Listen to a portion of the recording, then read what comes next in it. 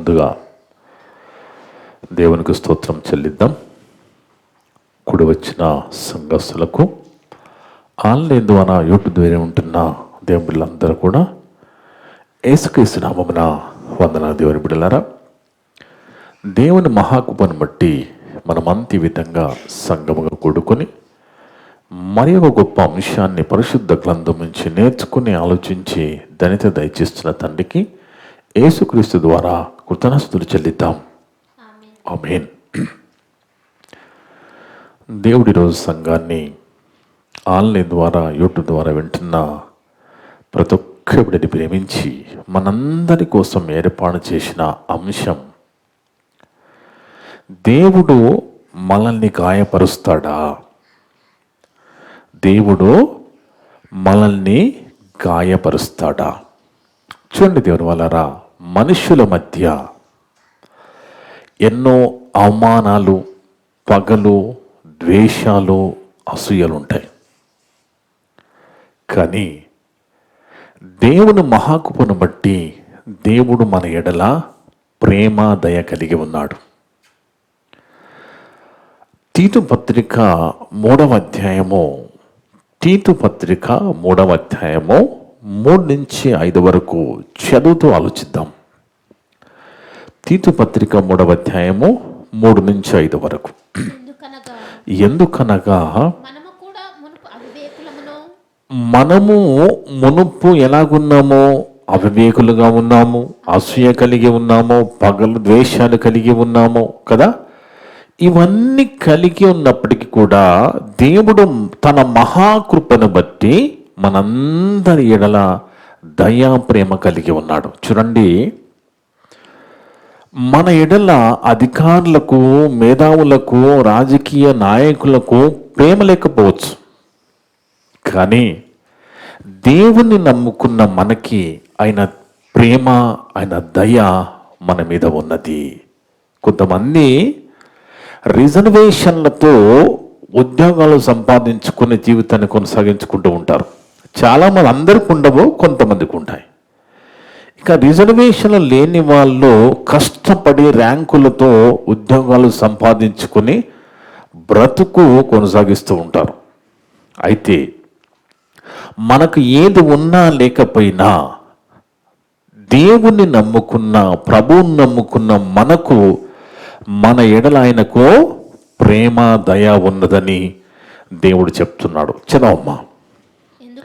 ఎందుకనగా మనము కూడా మునుపు ఎలాగున్నామో అవివేకులముగాను, అవిధేయులముగాను, మోసపోయిన వారమును, నానా విధములైన దురాశలకును, భోగములకును దాసులమై ఉండి దుష్టత్వమునందును, అసూయనందును కాలము గడుపుచు అసహ్యులమై ఒకరినొకడు ద్వేషించుచు ఉన్నాం మనం ఒకప్పుడు కదా. మనుషుల మధ్య ఇవన్నీ ఉన్నాయి, కానీ దేవుని మహాకృపను బట్టి మన రక్షకుడైన దేవుని యొక్క దయయు, మానవుల ఎడల ఆయనకున్న ప్రేమయు ప్రత్యక్షమైనప్పుడు. చూడండి దేవుని వాళ్ళారా, మనుషులు ఇలాంటి స్వభావాలు కలిగి ఉన్నప్పటికీ కూడా ప్రభువును నమ్ముకున్న వారి ఎడల దేవుని యొక్క ప్రేమ, దయ ఉన్నది అని బైబిల్ చెప్తుంది దేవుని వాళ్ళారా. అందుకే చూడండి, దేవుని యొక్క ప్రేమ ప్రత్యక్షమైనప్పుడు అని రాస్తూ తర్వాత మనము నీతిని అనుసరించి చేసిన క్రియల మూలముగా కాక. చూడండి, చాలామంది ధన ధర్మాలు చేస్తారు, పేదవాళ్ళకి అన్నదానం చేస్తారు, బట్టల సాయం చేస్తారు, రకరకాలుగా మరి సాయం చేస్తూ ఉంటారు, కానీ వాళ్ళు నీతిని అనుసరించి చెయ్యరు, నీతిని బట్టి చెయ్యరు. అందుకే మనము దేవుని నీతిని బట్టి ఏది చేసినా అది దేవుడు తన అకౌంట్లో రాసుకుంటాడు, మరి గుర్తించుకుంటాడు దేవుని వల్ల. అదే చెప్తున్నాడు ఇక్కడ, మనము నీతిని అనుసరించి చేసిన క్రియల మూలముగా కాక తన కనికరము చొప్పుననే పునర్జన్మ సంబంధమైన స్నానము ద్వారాను పరిశుద్ధాత్మ మనకు నూతన స్వభావము కలుగజేయటం ద్వారా మనల్ని రక్షించును. పరిశుద్ధాత్మ దేవుడు పునర్జన్మ సంబంధమైన స్నానము ద్వారా అంటే బాప్తిజం ద్వారా మనకి ఏం దయచేశారట? నూతన స్వభావం దయచేశారట. నూతన స్వభావం అంటే చిన్న మాట కాదండి. నూతన స్వభావం అంటే చాలా కష్టం. ఎందుకంటే ఒక పాత ఇంటిని క్రొత్తగా చేయాలంటే చాలా కష్టం. చిన్నగా ఉన్నప్పుడు భార్యాభర్తలుగా ఉన్నప్పుడు ఏదో చిన్న ఇల్లు కట్టుకుంటారు.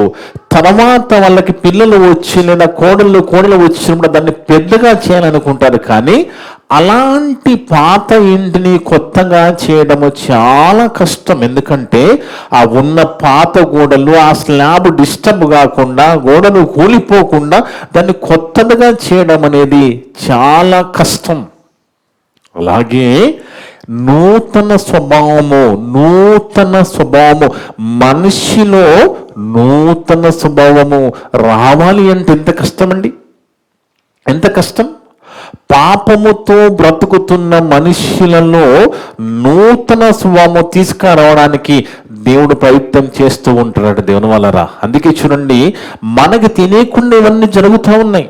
మనకు తెలియకుండా ఎన్నో రీతిలుగా దేవుడు మనుషుల్లో నూతన స్వభావం తీసుకురావడానికి ప్రయత్నం చేస్తూ ఉన్నాడు.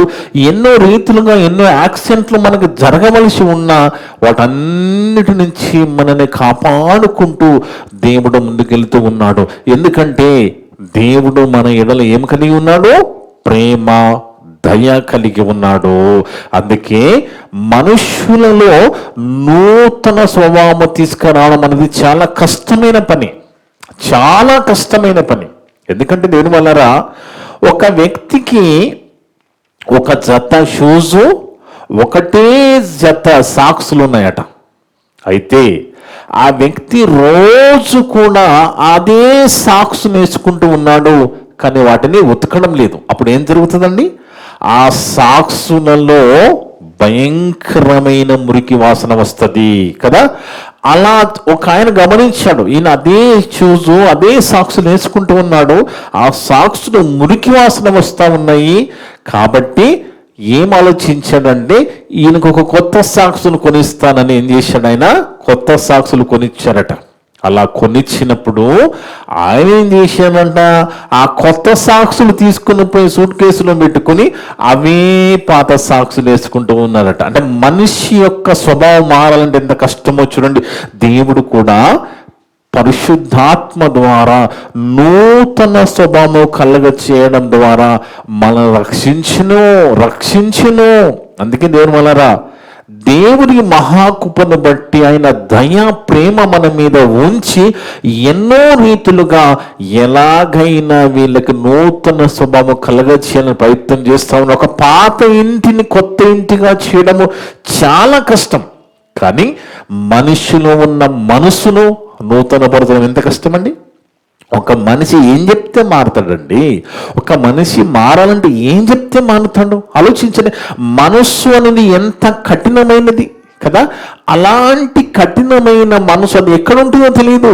మన దేహంలో అది నడినెత్తి నుంచి అరికాల వరకు ఆ మనసు అనేది ఎక్కడ ఉంటుందో తెలియదు. అలాంటి మనసును నూతనము చేయడం అంటే చాలా చాలా కష్టము. కానీ దేవుడు నూతన పరుస్తున్నాడు దేవుని వలన. అందుకే చాలా మంది నూతన పరచబడ్డంటగా ఉండి కూడా మళ్ళా పడిపోతూ ఉంటారు. అందుకే ఒక పాత ఇంటిని కొత్త ఇంటిగా చేయడం ఎంత కష్టమో, మనిషి అని ఆ పాత స్వభావం నుంచి నూతన స్వభావం తీసుకురావడం కూడా చాలా కష్టం. అయినప్పటికీ కూడా దేవుడు ప్రయత్నం చేస్తూనే ఉంటాడు. అందుకే చూడండి, దేవుని వలన ఒక మంచి మాట యోబు గ్రంథం 5వ అధ్యాయం 18వ వచనంలో, యోబు గ్రంథము 5వ అధ్యాయము 18వ వచనంలో మనం చదువుకుంటే, యోబు గ్రంథం 5వ అధ్యాయము 18వ వచనం, ఆయన గాయపరిచి గాయమును కట్టును. చూడండి, దేవుడు గాయపరిచట గాయాన్ని కడతాడట. ఇది ఎలాగుందంటే దేవుని వల్లరా, మనకి తెలుసు వేడి గడ్డలు అవుతూ ఉంటాయి కదా, కొన్నిసార్లు వేడి గడ్డలు మనకి సమ్మర్లో బయటపడతా ఉంటాయి. అలా వేడి గడ్డలు చాలా మంట, చాలా ఇబ్బందిగా ఉంటుంది. ఆ గడ్డలో చీమ పేరుకుపోయి ఉంటుంది. అలాంటప్పుడు మనం డాక్టర్ దగ్గరికి వెళితే డాక్టర్ ఏం చేస్తాడు, అది చూచి ఒక చిన్న చాకు తీసుకొని మరి దాన్ని కట్ చేస్తాడు, గాయపరుస్తాడు, దాన్ని కట్ చేస్తాడు. అర్థమవుతుందండి? ఆ కట్ చేసినప్పుడు దాంట్లో నుంచి చీము నెత్తురు బయటికి వచ్చిన తర్వాత అప్పుడు మనకు రిలీఫ్ అవుతుంది. దాని తర్వాత డాక్టర్ ఏం చేస్తాడు, ఆయనే కోసిన గాయాన్ని మరలా కట్టు వేస్తాడు. అర్థమవుతుందండి? ఇది మీకు అర్థమవుతే, ఇది మనకు అర్థమవుతే, దేవుని వల్ల దేవుడే గాయపరుస్తున్నాడు, దేవుడే కట్టుగడుతున్నాడు. ఎందుకంటే దేవుని వల్ల కొన్నిసార్లు దేవుడు గాయపరుస్తూ ఉంటాడు, కట్టుగడుతూ ఉంటాడు. ఎందుకంటే పాపమని గడ్డలు కలిగిన మనుషులు, అర్థమవుతుందండి, పాపముతో నిండిపోయిన, పాపముతో గడ్డను కలిగిన మనుష్యులను దేవుడే కత్తితో కోసి గాయపరిచి ఆయనే కుట్లు వేస్తున్నాడు. అర్థమవుతుందండి? కొన్నిసార్లు మనమే మన నిర్ణయాల ద్వారా మనము గడ్డలు తెచ్చుకొని కష్టాలు తెచ్చుకున్నప్పుడు వాటి నుంచి కూడా దేవుడు సహాయం చేసి మనకి కట్టుగడుతున్నాడు. అదే చెప్తున్నాడు ఇక్కడ, ఆయన గాయపరిచి గాయమును కట్టును, ఆయన గాయము చేయును, ఆయన చేతులే స్వస్థపరచును. చూడండి, దేవుడే గాయం చేస్తున్నాడు, ఆయనే స్వస్థపరుస్తున్నాడు. కొన్నిసార్లు ఇప్పుడు డాక్టర్ ఎందుకు కోయవలసి వచ్చింది గడ్డని అంటే, మనము గడ్డ తెచ్చుకున్నాము కాబట్టి చాకు తీసుకొని, బ్లేడ్ తీసుకొని ఆ గడ్డని కోయవలసి వచ్చింది. ఆ కోసిన డాక్టర్ ఏం చేస్తున్నాడు, మళ్ళా ఆయనే ఆ గడ్డ దగ్గర కుట్లు వేస్తున్నాడు.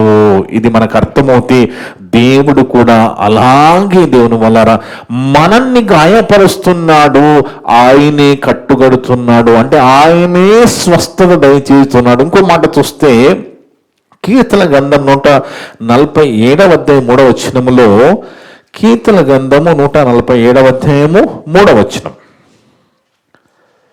కీర్తన గ్రంథం 147వ అధ్యాయం 3వ వచనములో, గుండె చెదిరిన వారిని ఆయన బాగు చేయవాడు. చూడండి, గుండె చెదిరిపోయిన వారిని దేవుడే బాగు చేయవాడు, వారి గాయములు కట్టువాడు. గుండె చెదిరిపోయి నిరుత్సాహపడిపోయిన పరిస్థితులలో ఆ హృదయము ఇబ్బందికరంగా బాధపడుతున్నప్పుడు ఆ హృదయానికున్న, గుండెకున్న చెదిరిన గాయాన్ని, ఆ బాధను దేవుడు కట్టుకడుతూ ఉన్నాడట. అంటే చూడండి, దేవుడు ఇదంతా ఎందుకు చేస్తున్నాడు అంటే, దేవుని వలన దేవుడు మన ఎడల ఏమి కలిగి ఉన్నాడు, ప్రేమ కలిగి ఉన్నాడు, దయ కలిగి ఉన్నాడు. అలా కలిగి ఉన్న తండ్రి యేసుక్రీస్తుని లోకానికి ప్రత్యక్షపరిచాడు, పంపించాడు భూమికి. ఆయన ప్రేమ దయ యేసుక్రీస్తు ద్వారా లోకానికి పరిచయం అయింది, చూపించబడ్డదండి. ఎందుకు క్రీస్తు ప్రత్యక్షమయ్యాడు అంటే, ప్రతి ఒక్కరిలో నూతన స్వభావం రావాలి, క్రొత్త స్వభావం రావాలి. ఆ పాతది వెళ్ళిపోవాలి మనుషులో. కానీ ఎంత కష్టమండి, ఒక మనిషిలో పాత స్వభావం వెళ్ళిపోయి కొత్త స్వభావం రావడం ఎంత కష్టం, చాలా కష్టం కదా. ఎందుకంటే మన జీవితంలో కొంతమందిని మనం గమనిస్తున్నప్పుడు వాళ్ళు అంటున్న మాటలు వింటే మేము ఇలాగే ఉంటాము, నేను చాలా మొండివాడిని, ఎవరి మాట వినను అంటున్నాడు. దాని అర్థం ఏంటి? పాత స్వభావం అలాగే ఉన్నది, ఆ పాత క్యారెక్టర్ అలాగే ఉన్నది. అలాంటి వారిని నూతన పరచడము, నూతన స్వభావం దయచడం అనేది చాలా కష్టతరమైన పని దేవుని వాళ్ళారా. అందుకే ఇక్కడ ఏమంటున్నాడో, గుండె చెదిన వారిని ఆయన బాగు చేయవాడు, వారి గాయములు కట్టువాడు. ఒకనాడండి ఇశ్రాయేలు విషయంలో దేవుడు, వాళ్ళు బొమ్మను చూడలేదు, విగ్రహాన్ని చూడలేదండి, స్వయంగా ప్రత్యక్షతలు చూశాడు. వాళ్ళ కళ్ళ ముందు దేవుడు అద్భుత కార్యాలు చేశాడు, ఎన్నో ప్రత్యక్షలు చిన్నపిల్లలకు చూపించాడు దూతల ద్వారా. వాళ్ళు ఏదో బొమ్మను చూసో విగ్రహాన్ని చూసో వాళ్ళు నమ్మలేదండి. అన్ని గొప్ప ప్రత్యక్షను చూసిన తర్వాత కూడా వాళ్ళు ఎలాగైపోయారో చూడండి. వాళ్ళ జీవితంలో, ఇశ్రాయేలు జీవితంలో దేవుడు ఎన్ని కార్యాలు చేశాడని మనం చదువుకుంటూ ఆలోచిస్తే, కీర్తన గ్రంథం 78వ అధ్యాయము, కీర్తన గ్రంథము 78వ అధ్యాయము 13 నుంచి చదువుదాం దేవుని వల్ల. కీర్తన గ్రంథము 78వ అధ్యాయము 13 నుంచి. ఆయన సముద్రమును పాయలుగా చేసి వారిని అద్దరికి నడిపించాను. చూడండి, ఎర్ర సముద్రాన్ని చీల్చి నడిపించాడు. అదంతా కళ్ళ ముందు చూశాను కదా. వాళ్ళు సముద్రం చీల్చబడము, వాళ్ళు దాని మధ్యలో వెళ్ళిపోవడం ఎవరు చూశారు? ఇశ్రాయేలు స్వయంగా చూశారు. ఆయన నీటిని రాశిగా నిలిపెను, నీటిని రాశిగా నిలపడం చూశారు వాళ్ళు. పగటి వేళ మేఘంలో పగటి అందేమో ఎండగొట్టకుండా మేఘములో ఉంచి నడిపించాడట.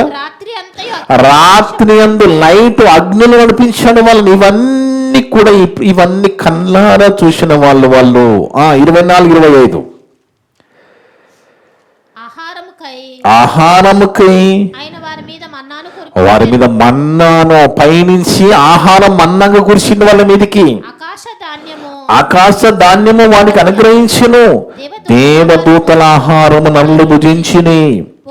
భోజన పదార్థం వారికి వారి సమృద్ధిగా ఇచ్చిన. చూడండి ఎలాంటి గొప్ప గొప్ప కార్యాలను వాళ్ళ విషయంలో జరిగాయి. 52 నుంచి చదవమ్మా. 52వ వచనం. అయితే గొర్రెల వలైన తన ప్రజలను తోడుకొని పోయాను ఇశ్రాయేలును. ఒకడు మందులు నడిపించినట్లు అరణ్యంలో ఆయన నడిపించెను. వారు భయపడకుండా ఆయన వారికి సురక్షితంగా నడిపించెను. వారి శత్రువులను సముద్రంలో ముంచివేసెను. తాను ప్రతిష్ఠించిన సరిహద్దు వద్దకు తన దక్షిణ హస్తము సంపాదించిన ఈ పర్వతం వద్దకు ఆయన వారిని రప్పించిన. చూడ వాళ్ళ ఎడల చేసిన కార్యాలు చూడండి. వారి ఎదుట నుండి అన్ని జనులను వెళ్ళగొట్టెను. కొననూలు చేత వారి స్వాస్థ్యమును వారికి పంచి ఇచ్చెను. ఇశ్రాయేలు గోత్రములను వారి గుడారంలో నివసింపజేశాను. ఇన్ని చేసిన తర్వాత, ఇన్ని మేలు పొందుకున్న తర్వాత, ఇన్ని ప్రత్యక్షతలు కళ్ళ వాళ్ళ ముందు జరిగిన తర్వాత, అయినను చూడండి ఇవన్నీ పొందుకున్న తర్వాత ఏమంటున్నాడు? అయినను వారు మహోన్నతుడైన దేవుని శోధించి తిరుగుబాటు చేసిరి. ఇన్ని చేసినా ఏం చేశాడు వాళ్ళు? దేవుని మీద తిరుగుబాటు చేశారట. ఆయనను వారు మహోన్నతుల దేవుని శోధించి తిరుగుబాటు చేసిరి. ఆయన శాసనములను అనుసరింపకపోయిరి. 57వ వచనం. తమ పితరుల వలె వారు వెనుకకు తిరిగి ద్రోహులైరి. ఆ జౌకిచ్చు విల్లు పనికి రాకపోయినట్లు వారు తొలగిపోయి ఎలాగైపోయారంటే దేవుని వల్లరా, వాళ్ళు ఇన్ని అనుభవించిన తర్వాత దేవుడిచ్చిన శాసనములను, దేవుడిచ్చిన కట్టడములను పక్కకి పెట్టి వాళ్ళు వెనుకకెళ్ళిపోతున్నారు. దేవుని మీద తిరుగుబాటు చేస్తున్నారు.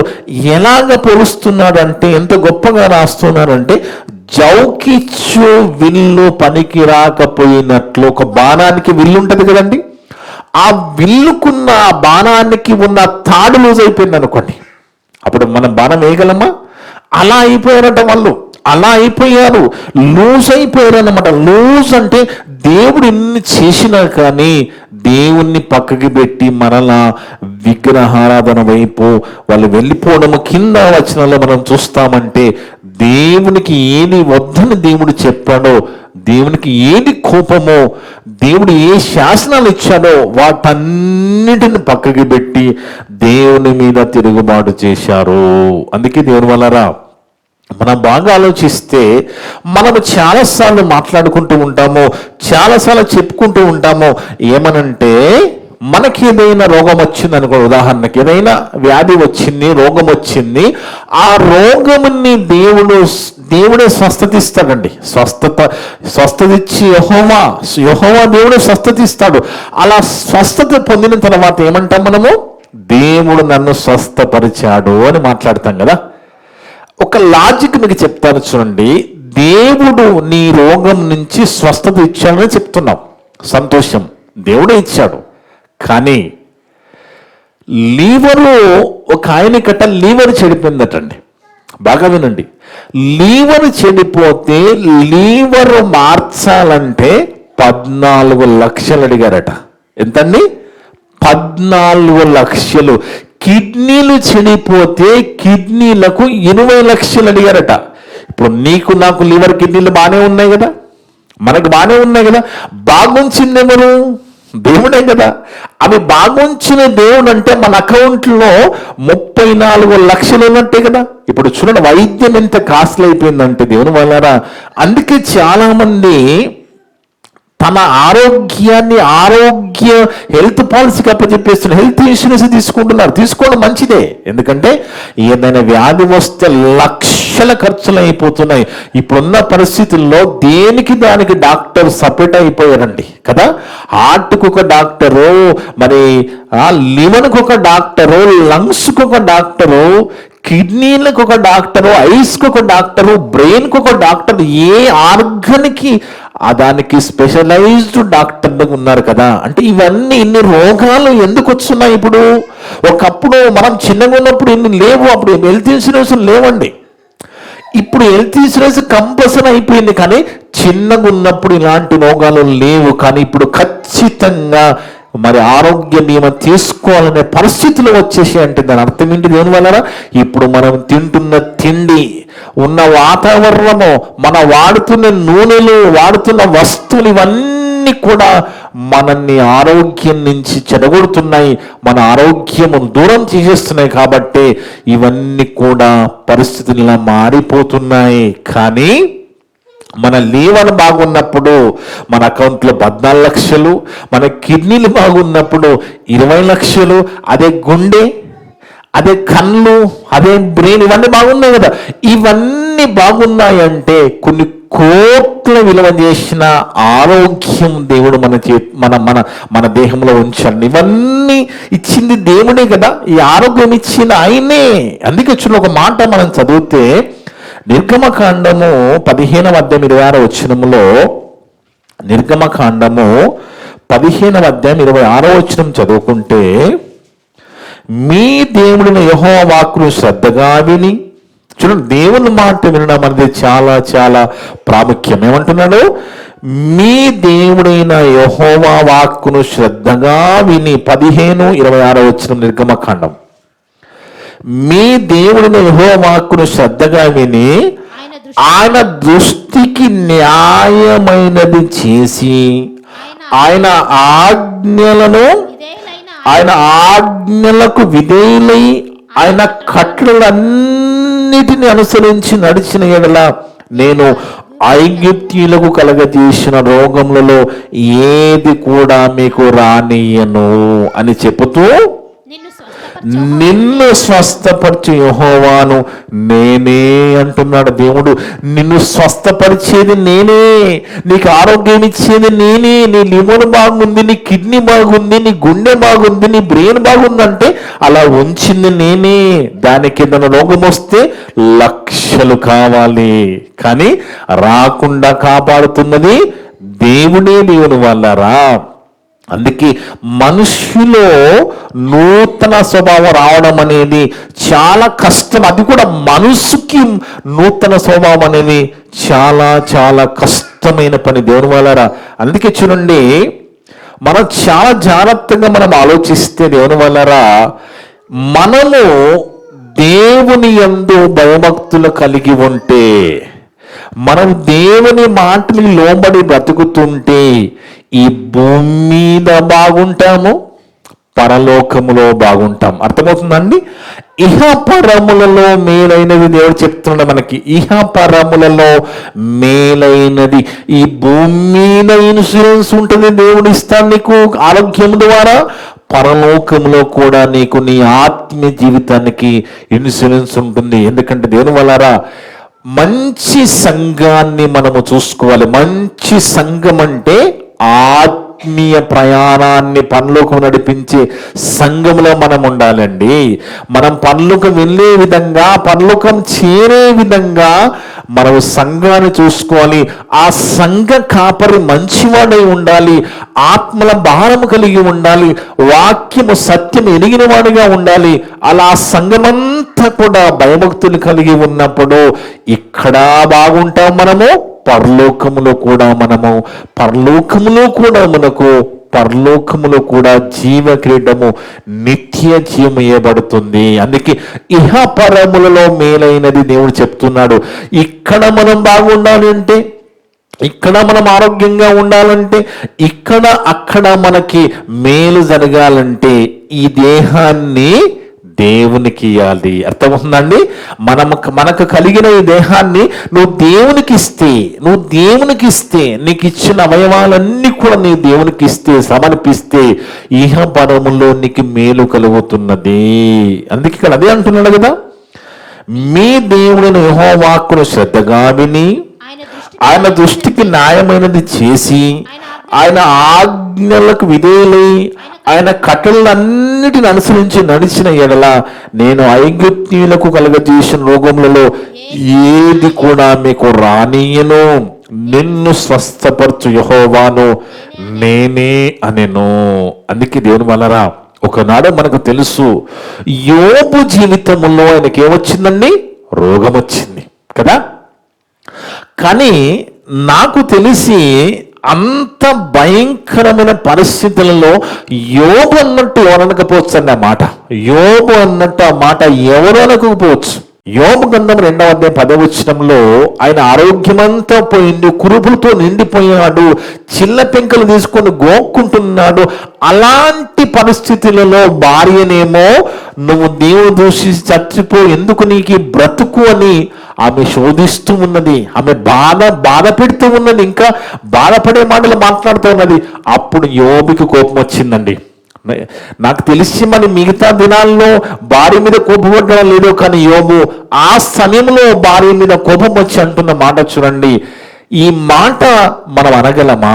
యోబు గ్రంథం 2వ అధ్యాయం 10వ వచనంలో, యోబు గ్రంథము 2వ అధ్యాయం 10వ వచనం చదువుకుంటే, అందుకతడు మూర్ఖురాలు మాట్లాడినట్టుగా నువ్వు మాట్లాడుతున్నావు. ఏంటి? మనము దేవుని వలన మేలు అనుభవించాం కదా. అంటే మన అందరి జీవితంలో మేలులు జరిగాయి కదా, మేలు అనుభవించాం కదా. మేలులు మాత్రమే అనుభవిస్తే దేవుని దగ్గరకు వస్తామా? మనం మేలులు మాత్రమే చేస్తే దేవుని నమ్ముకుంటామా? కీడు కూడా మనకు వస్తుంది కదా. ఆయననే గాయాలు కట్టువాడు కదా, ఆయనే గాయపరిచి గాయం కట్టువాడు కదా, స్వస్థపరచు యెహోవా నేనే అంటున్నాడు కదా.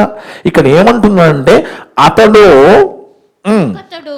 అందుకతడు మూర్ఖురాలు మాట్లాడినట్టుగా నువ్వు మాట్లాడుచున్నావు. మనము దేవుని వలన మేలు అనుభవించుదమా, కీడును మనం అనుభవించ తగదా అనెను.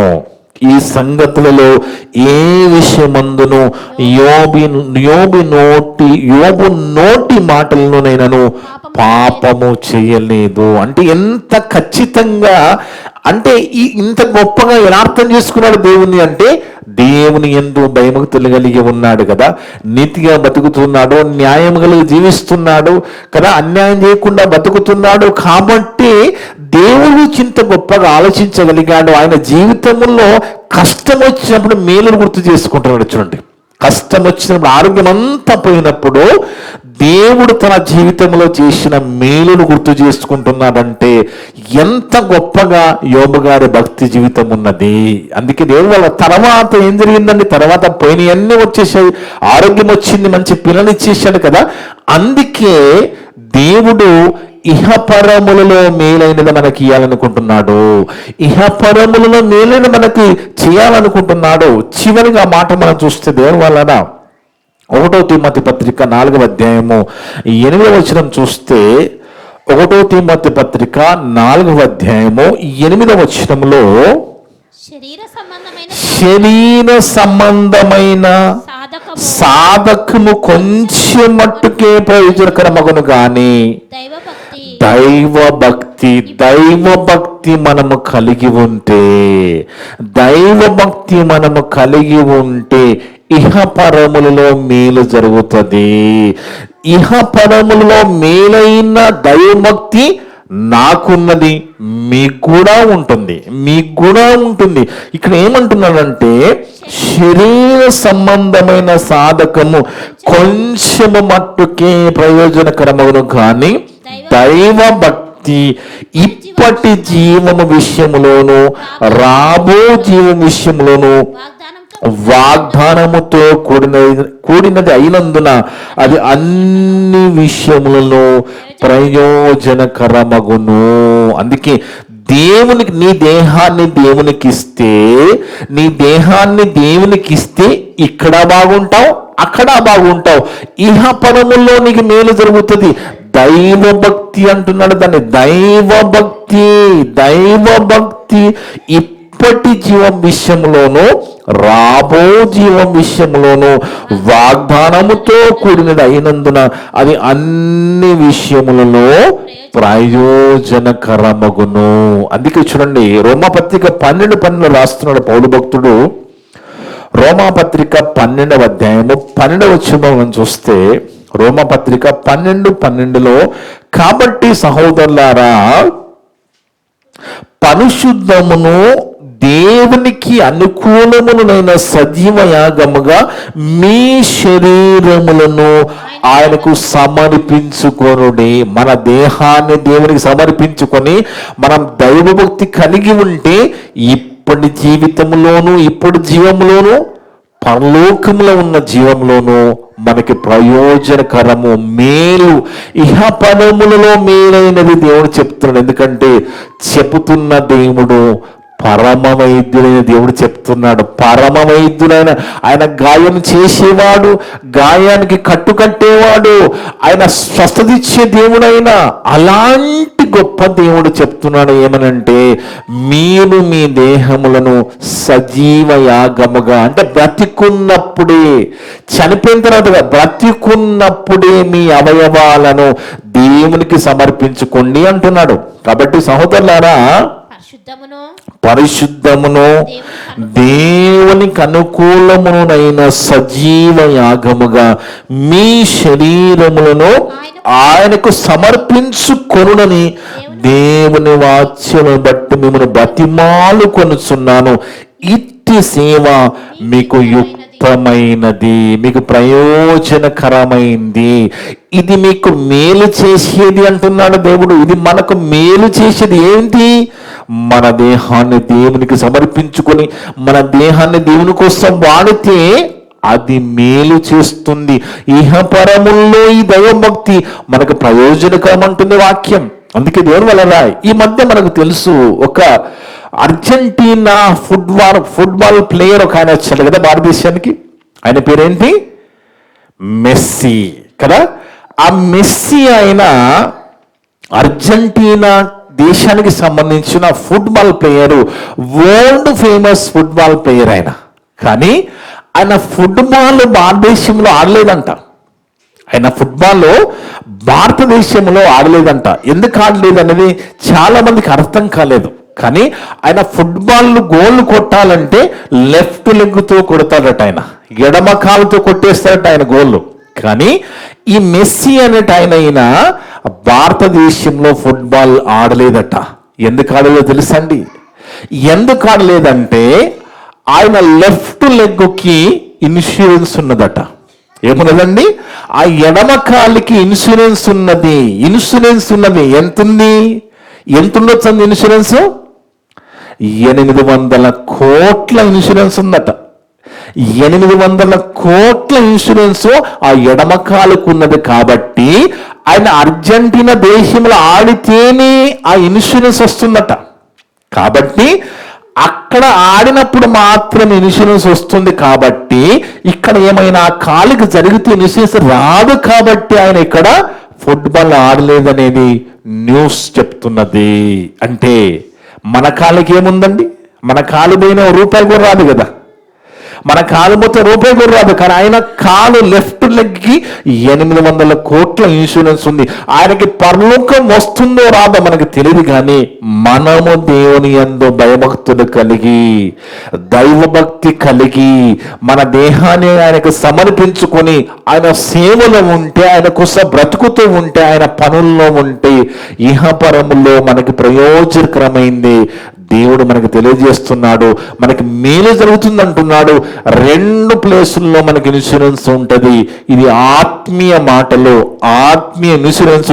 ఇక్కడ మనకి ప్రయోజనము, పరలోకంలో కూడా శాశ్వతమైన నిత్య జీవం మనకి ఇస్తానంటున్నాడు దేవుని వలన. అందుకే దేవుడు మనల్ని గాయపరుస్తారంటే గాయపరిచేవాడాయనే, కట్లు కట్టేవాడాయన. కొన్నిసార్లు మనం తెచ్చుకున్న మన నిర్ణయాలు బట్టి వస్తున్న సమస్యల విషయంలో కూడా దేవుడు మనకు సాయం చేస్తాడు, మనని కట్టుకడతాడు.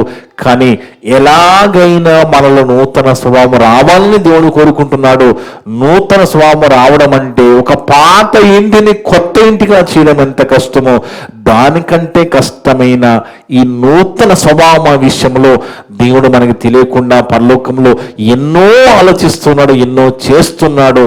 అలాగా మనమంతా ఈరోజు ప్రభులోకి వచ్చాము, రక్షణ పొందుకున్నాము, నూతన స్వభావం పొందుకున్న మనము మన స్వభావం మారకుండా, క్యారెక్టర్ మారకుండా, మరి కొత్త జన్మ పునర్జన్మ సంబంధమైన స్నానం ద్వారా, బాప్సం ద్వారా కడగబడిన మనము పరిశుద్ధంగా బ్రతుకుతూ మన అవయవాలన్నీ మన దేహాన్ని దేవునికి సమర్పించుకొని ఈ భూమి మీద దైవభక్తి కలిగి మనము బ్రతికినప్పుడు భూమి మీద మనకి ప్రయోజనకరము, పరలోకంలో ప్రయోజనకరము. అలా మనం బ్రతకాలని కోరుకుంటూ ఇప్పటివరకు నా ద్వారా మాట్లాడిన ప్రతి మాట విన్న మీ అందరి హృదయాల్లో చెప్పిన నా హృదయంలో దేవుడు సమృద్ధిగా ఫలింపజేయను గాక. ఆమేన్. ప్రార్థన చేసుకుందాం. మమ్మలను మిక్కిలిగా ప్రేమించిన మా పరలోకపు తండ్రి, మీ యొక్క పరిశుద్ధమైన ఘనమైన నామమును బట్టి స్తుతులు స్తోత్రాలు తండ్రి. గొప్ప దేవుడునైనా, గొప్ప మాట రీతిన మాతో మాట్లాడిన విధానం బట్టి స్తోత్రాలైనా. అవును తండ్రి, మనుషుల మధ్య పగ, ద్వేషం, అసూయలు, అవమానాలు కలిగి ఉన్నప్పటికీ కూడా మీరు మాత్రం మా ఎడలనైనా ప్రేమ, దయ చూపించి క్రీస్తుని భూమి మీద ప్రత్యక్షపరిచి ఆ రీతిగా పునర్జన్మ సంబంధమైన బాప్సం ద్వారా పరిశుద్ధాత్మ వరంగా మాకు అనుగ్రహించి పరిశుద్ధాత్మ సాయంతో మమ్మల్ని మా అందరి జీవితంలో నూతన స్వభావం దయచేసిన విధానం బట్టి స్తోత్రాలు చెల్లిస్తున్నాం. ఆ విధంగా నూతన పరచబడిన మేము మరలా వెనుకడుగు వేయకుండా, మరలా లోకం వైపు చూడకుండా మా పరిశుద్ధమైన మరి యొక్క జీవితాన్నినైనా మీకోసం భూమి మీదనే మేము ఖర్చు చేస్తూ, మీరు మాకు ఇచ్చిన దేహాన్ని, మాకు ఇచ్చిన ఆరోగ్యాల అవయవాలనైనా మీ సేవలో వాడుతూనైనా ఈ భూమి మీద భయభక్తులు కలిగి, ఇక్కడ మేము భూమి మీద భయభక్తులు కలిగి ఉంటే దైవభక్తి భూమి మీద పరలోకముల ప్రయోజనమని చెప్పావు కనుక ఆ మాటలకు మేము లోబడి జీవించిన ఒక శక్తిని మాకు దయచేయమని వేడుకుంటున్నాం నైనా. అలా బతుకుడ శక్తిని దయచేయండి. మేమంతా కూడా కేవలం వాక్యము చదివి విని వదిలిపెట్టి మమ్మల్ని మోసపరచుకోకుండా విన్న మాటలకు లోబడి జీవించే శక్తిని దయచేయండి దేవా. నా ద్వారా మాట్లాడిన ప్రతి మాట విన్న వినబోతులందరి ఉదయాలలో ఫలింపచేయమని, విన్న ప్రతి ఒక్కరి కుటుంబాన్ని దీవించి ఆత్మీయ బలపరిచి మంచి ఆర్గం ఆత్మస్థానం దయచేయమని సమస్త ఘనత మహిమ ప్రభావాలు మీకే చెల్లిస్తూ పాపమును మారక్షకుడిని మీ కుమారుడు అయిన యేసుక్రీస్తు వారి పరిశుద్ధ నామమున అడిగి వేడుకొంచున్నాము తండ్రి. ఆమేన్. మీ అందరికీ వందనాలు. May God bless you all.